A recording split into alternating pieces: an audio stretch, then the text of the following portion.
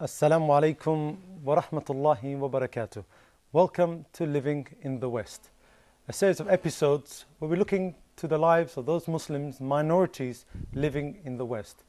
In previous episodes, we've looked into the reason why we need to discuss this issue of the Muslims living in the West, the importance of this topic.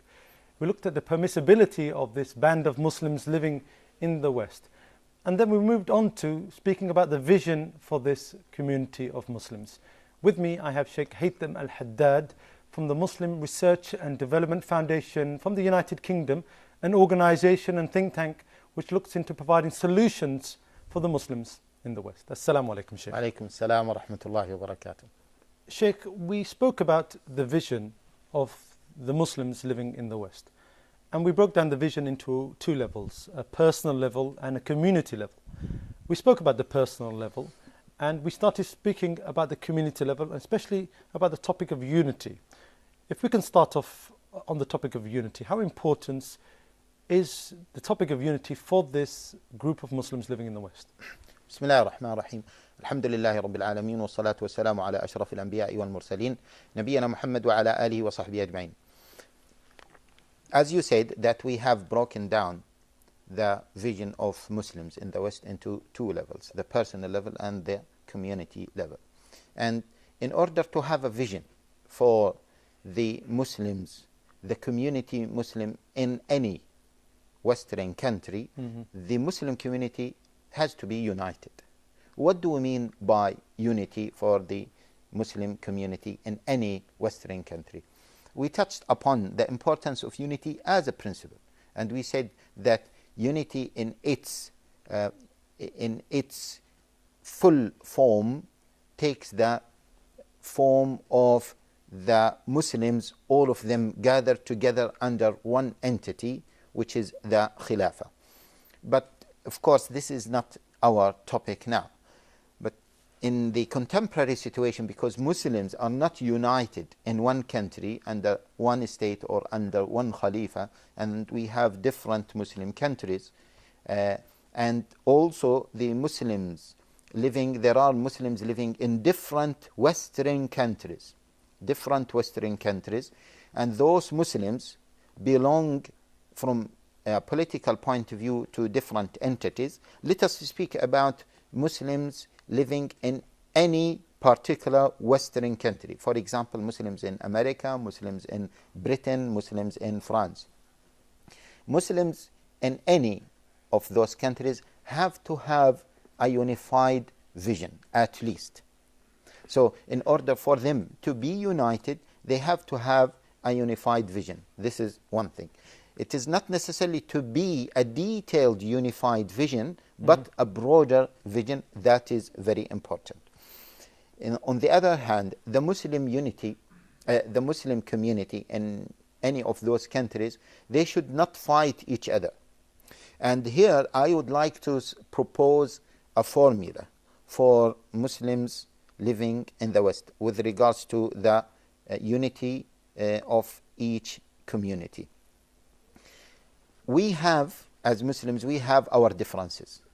And sometimes the differences are very major differences, such as, let us speak again frankly, and this is an academic discussion, that in some countries there are Shia Muslims and there are some Sunni Muslims.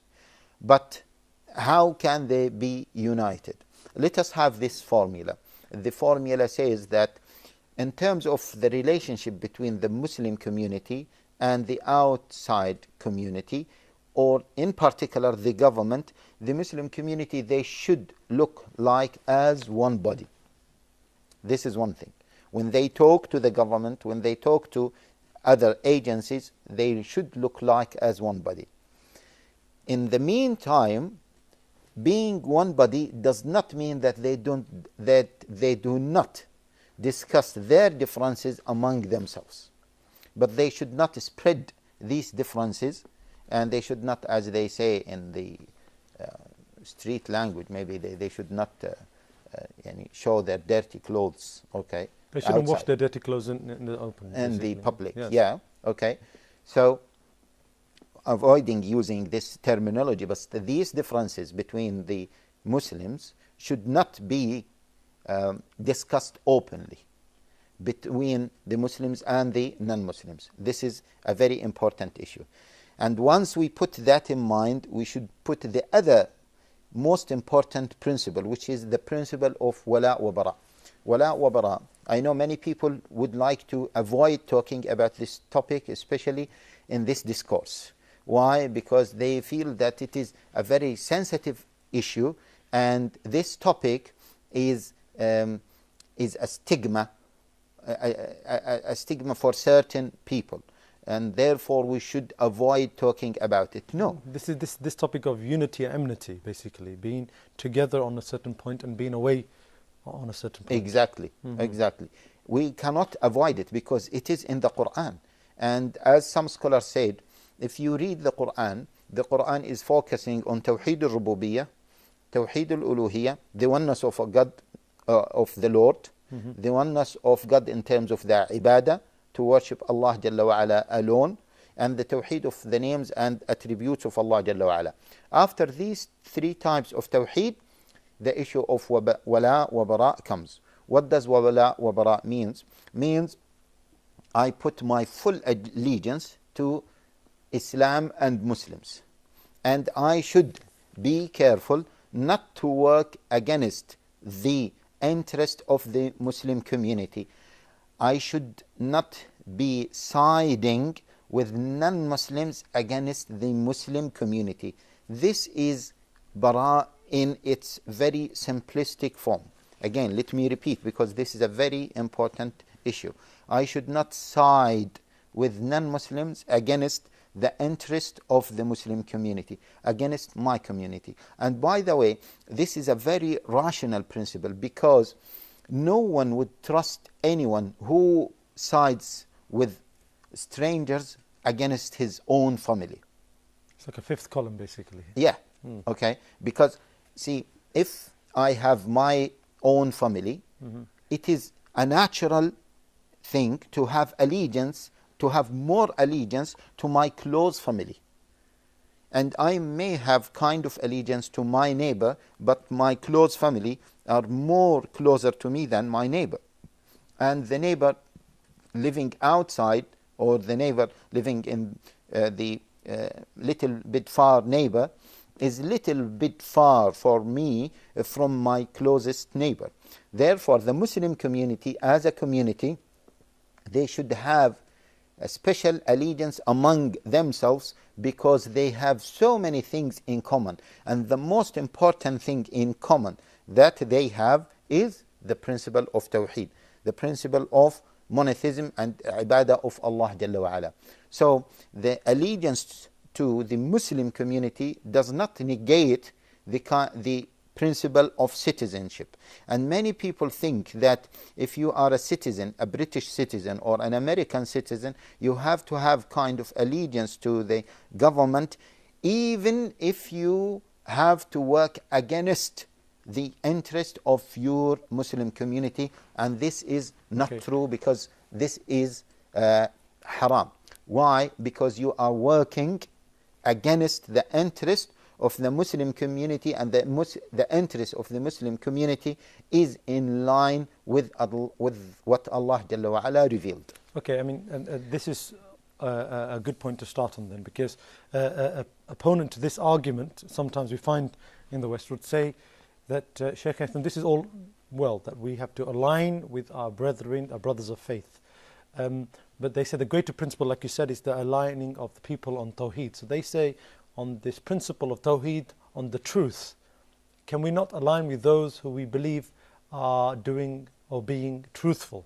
If we find our brethren making mistakes and not being truthful, rather shouldn't we be on a general platter, be with the people of truth? So it doesn't matter if that brother is my brother or is my furthest neighbor, but if he's on the truth and my brother is not on the truth and he's making mistakes, shouldn't I make wala with him and bara for my brother? Okay.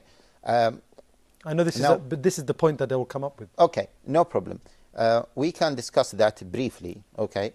Although this may take us away from the discussion, but as they are discussing this, we can elaborate on it. See, your brother if he is making mistakes, but at the end of the day he is holding on the principle of Tawheed, which is the biggest hasanah. Okay? And as Ibn Taymiyyah rahimahullah said, and many other scholars, and Imam Ahmad as well, said a similar statement, that Nur al-Tawheed, the light of Tawheed, wipes out any dhulma of any ma'siyah, any darkness of any sin. So as far as this Muslim brother is establishing Tawheed in its original form, although he or she is committing sins, he should be closer to you than the one who is establishing the Trinity, or Trinity of God, or who is establishing no faith in his heart. Even if his sins are causing major disruption to the community and the unity of the community? This, we need to know how to deal with him, okay? How to deal with him. But as Ibn Taymiyyah rahimahullah ta'ala said, as well as other scholars said, that yes, we might hate him because of the ma'siyah that he is committing, but because he is establishing Tawheed, then we have to have a level of love to him. Now, yes, in some odd situations, we have to know how to deal with these individuals. But this is, as I said, is an odd situation. In general, we should have this spirit among the Muslim community. And by the way, without this spirit, we will not have any kind of unity. That's why Allah Jalla wa Ala says, Al-mu'minuna wal-mu'minatu ba'duhum awliya'u ba'd. Illa taf'aluhu. Then Allah Jalla wa Ala said, Illa taf'aluhu. If you don't do this, means if you don't establish that Al-mu'minuna wal-mu'minatu ba'duhum awliya'u ba'd, they are allegiance, or they are having allegiance towards each other. In the Quran, Al-mu'minu, the Prophet sallallahu alayhi wa sallam said, Al-mu'minu akhu al-mu'min, or al-muslimu akhu al-muslim, innama al-mu'minuna ikhwa. Believers are nothing but brothers. And Allah Jalla wa Ala in the Quran as well warned us in many verses from siding with non-Muslims against the interest of the Muslim community. And that's why Allah Jalla wa Ala says, وَمَن يَتَوَلَّهُم مِّنكُمْ فَإِنَّهُ minhum, means the one who is siding with them against the interest of the Muslim community, he is actually part of them. That's why some scholars said that if someone is working against the interest of the Muslim community and for the interest of the non-Muslim community, then he is on danger of kufr. We don't want to get into this topic. This is a very delicate topic, and it might need a detailed discussion. And as we always say, that some of these topics, to contextualize these topics, we need researches carried out by fiqh councils. Okay, we're going to take a break on this topic of unity and return in a couple of minutes. Assalamu alaikum wa rahmatullahi wa barakatuh.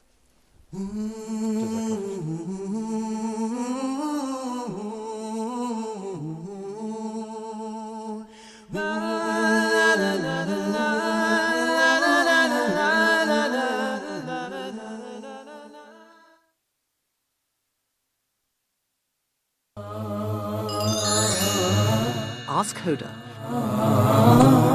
If you're still in Mecca or close by to Mecca, then you have to know that you are still in the state of ihram.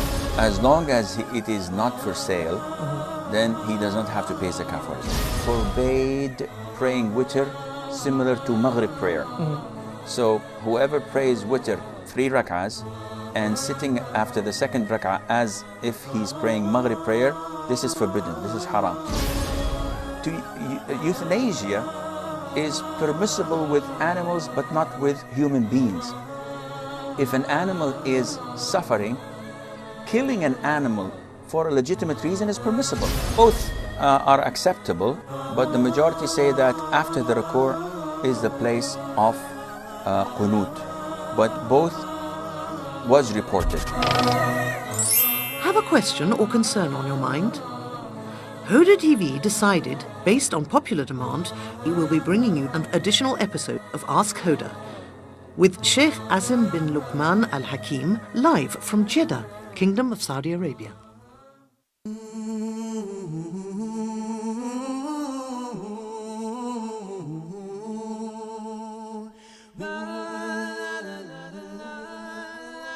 Assalamu alaikum wa rahmatullahi wa barakatuh. Welcome back to Living in the West. Sheikh, just before the break, we spoke about the issue of unity, and you spoke about the very important issue of having unity and enmity, wala wala bara, how to implement this. Could you give us a roundup of your thoughts on this? So, as we discussed that the Muslim community, they should have kind of allegiance among themselves.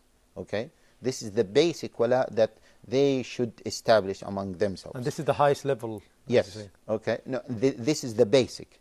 Okay. That they should have kind of allegiance towards each other. Someone might say, yes, they have some problems, there are some differences. That's why the formula that we are suggesting here, yes, these problems you need to discuss it among yourselves.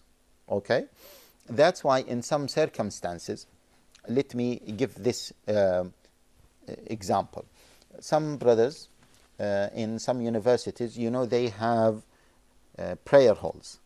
And they said that the Shia community, they would like to propose to the university that they would like to have their own separate prayer hall. And we will have our own separate prayer hall. And also they would like to have a different society called Ahl al-Bayt society, different from the Islamic society. And they said, what do you think of this? Okay. I said, no. You should have one body, which is the Islamic society. And then within the Islamic society, you can have Ahl al-Bayt society and the other society. Why? Because talking to the university authorities, you have to look like one body. You won't be able to get your rights if you are divided like this. For example, if you would like to have lahm halal in the cafeterias or in the restaurants, university or colleges, halal meat, okay, in university restaurants or college restaurants, if you march towards that, okay, and you are limited in number, they might not give it to you. But if you have a big number marching and demanding this, then they will give it to you. And if we start this, for example, having Ahl al-Bayt society and the Islamic society, then later on the Islamic society, because we have differences among us as Muslims, they might have different divisions. And they might say, well, listen, we don't want to have one society. Let us have the Sufi society, for example, and the Ahl Sunnah society or the other society. And then more divisions will start to take place. We should not allow this in general. Once we talk to the authorities, we have to have one body talking to them. And the representatives of Muslims should endorse all these different segments. In between the Muslim community, yes, let us discuss things and let us debate on things. And that's why, see, Allah Jalla wa Ala says in the Quran, كُنْتُمْ خَيْرَ أُمَّةٍ أُخْرِجَتْ لِلنَّاسِ تَأْمُرُونَ بِالْمَعْرُوفِ وَتَنْهَوْنَ عَنِ الْمُنْكَرِ وَتُؤْمِنُونَ بِاللَّهِ. You are the best of nations ever raised to mankind. You enjoin the good, forbid the evil, and believe in Allah Jalla wa Ala. Allah Jalla wa Ala called us one ummah, but in the meantime, Allah Jalla wa Ala said that we are enjoining the good and forbidding the evil. So enjoining the good and forbidding the evil within the ummah is an essential component of the belief of the ummah as an ummah. And being one ummah doesn't mean that we should leave enjoining the good and forbidding the evil. And many people think that we cannot combine between both. Being one ummah, one body, and in the meantime enjoining the good and forbidding the evil. And some people on the other side, they think that once we start enjoining the good and forbidding the evil, means that we are disuniting the community. No. Well, some people may argue to the different and say, Sheikh, it's not about not being able to implement enjoining the good or forbidding the evil or doing this, but rather where are the boundaries? Because like you say, if somebody believes that a certain core principle of Ahl Sunnah, for example, they totally negate this, how much education do we need to take to these people for them to sit with these people? This is the problem. Yeah, okay. This is the contextual problem that we're finding. Yeah. Okay. Now, as we said that in these episodes, we cannot cover every single question. And some of those questions, from a practical point of view, need to be referred to collective ijtihad or the fiqh councils in order to discuss these things. So But in general, as we said, no single Muslim should work against the interest of his community. And we have seen in some countries, in some Western countries, that there are fringe of Muslims groups who are trying to establish their own organizations that work against the interest of the Muslim community. And of course, in order for them to get credibility, they claim that they are talking the mainstream al-Islam. And it is very interesting to hear that many Western thinkers noticed that every single Muslim group is claiming that it is the mainstream, or it represents the mainstream Islam. Apart from that, we should be careful ourselves. We should be careful, and we should not be very happy that the non-Muslim community or the non-Muslim society is endorsing us as a group against the Muslim community, because if they are endorsing us against the Muslim community, it doesn't mean that they are endorsing us for a good cause.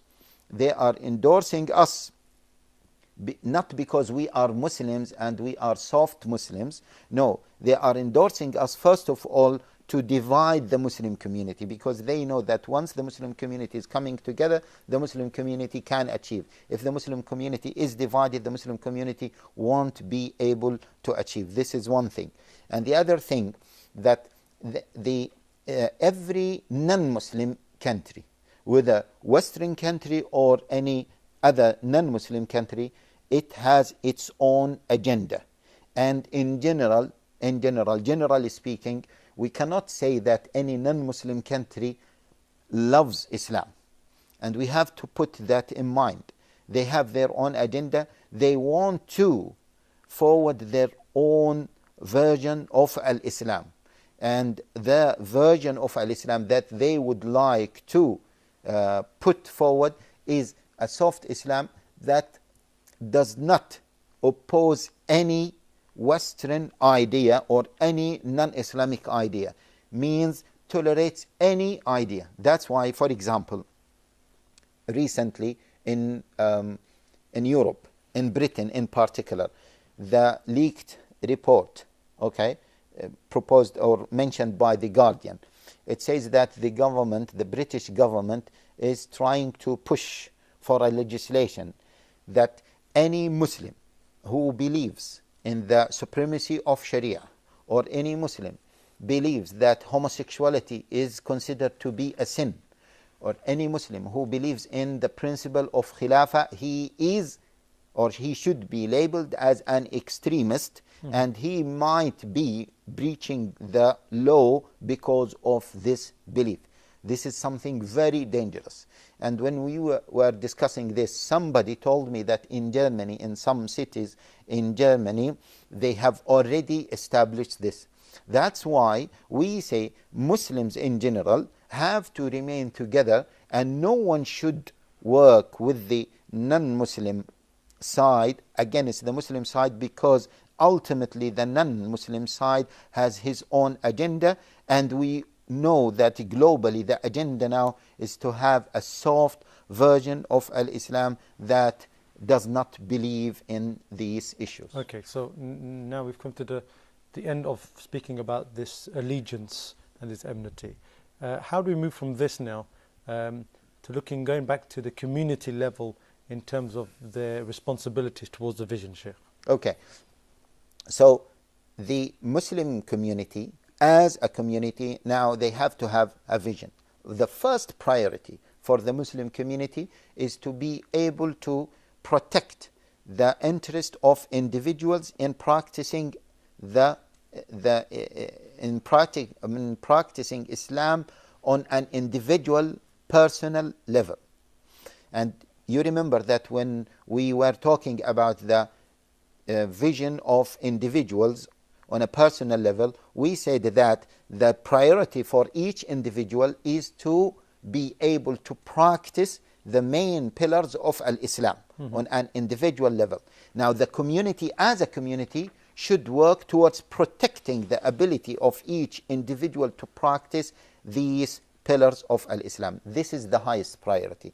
Now, once we discuss this, we will know that one of the main priorities of any Muslim community in any of those non-Muslim countries is to allow to have, first of all, masajid for people to manifest this important pillar of al-Islam, which is as-salah. This is one thing. The other thing is to work hard towards getting the right for Muslims to manifest their religion in the workplace. And this is a very important issue that each Muslim community should work for. Now, in some non-Muslim countries, Muslims are not allowed to pray either on time or to pray in general in the workplace. And it is the responsibility of individuals and communities to work towards getting the right legislation that protect the right of Muslim individuals in practicing their religion in the public sphere and in particular in the workplace. Okay, so we've got to leave it here, Sheikh Haitham. We've come now to the beginning of looking into the vision for the community there. We've run out of time in this episode of Living in the West. Until next time, I leave you with Assalamu alaikum wa rahmatullahi wa barakatuh.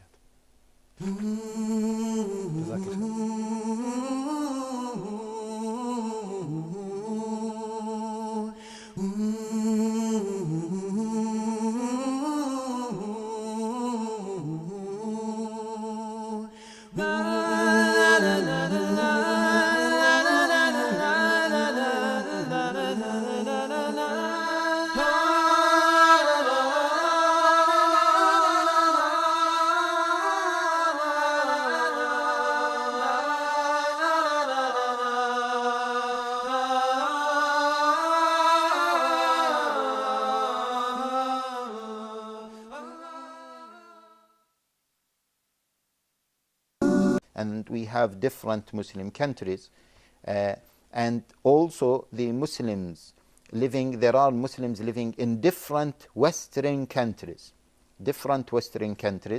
and those Muslims belong from a political point of view to different entities. Let us speak about Muslims living in any particular Western country. For example, Muslims in America, Muslims in Britain, Muslims in France. Muslims in any of those countries have to have a unified vision, at least. So in order for them to be united, they have to have a unified vision. This is one thing. It is not necessarily to be a detailed unified vision, but a broader vision. That is very important. On the other hand, the Muslim unity, the Muslim community in any of those countries, they should not fight each other. And here I would like to... Episodes, we've looked into the reason why we need to discuss this issue of the Muslims living in the West, the importance of this topic. We looked at the permissibility of this band of Muslims living in the West. And then we moved on to speaking about the vision for this community of Muslims. With me, I have Sheikh Haitham al-Haddad from the Muslim Research and Development Foundation from the United Kingdom, an organization and think tank which looks into providing solutions for the Muslims in the West. Assalamu alaikum, Sheikh. Alaikum salam wa rahmatullahi wa barakatuh. Sheikh, we spoke about the vision of the Muslims living in the West. And we broke down the vision into two levels, a personal level and a community level. We spoke about the personal level, and we started speaking about the community level, especially about the topic of unity. If we can start off on the topic of unity, how important is the topic of unity for this group of Muslims living in the West? Bismillah ar-Rahman ar-Rahim. Alhamdulillahi Rabbil Alameen wa salatu wa salamu ala ashraf al-anbiya'i wal mursaleen. Propose a formula for Muslims living in the West with regards to the unity of each community. We have, as Muslims, we have our differences. And sometimes the differences are very major differences, such as, let us speak again frankly, and this is an academic discussion, that in some countries there are Shia Muslims and there are some Sunni Muslims. But how can they be united? Let us have this formula. The formula says that in terms of the relationship between the Muslim community and the outside community, or in particular the government, the Muslim community, they should look like as one body. This is one thing. When they talk to the government, when they talk to other agencies, they should look like as one body. In the meantime, being one body does not mean that they be Muhammad wa ala alihi wa sahbihi ajma'in. As you said, that we have broken down the vision of Muslims in the West into two levels, the personal level and the community level. And in order to have a vision for the Muslims, the community Muslim in any Western country, the Muslim community has to be united. What do we mean by unity for the Muslim community in any Western country? We touched upon the importance of unity as a principle, and we said that unity in its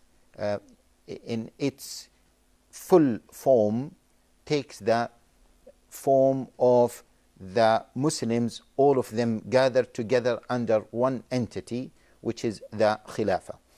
But of course, this is not our topic now. But in the contemporary situation, because Muslims are not united in one country, under one state or under one Khalifa,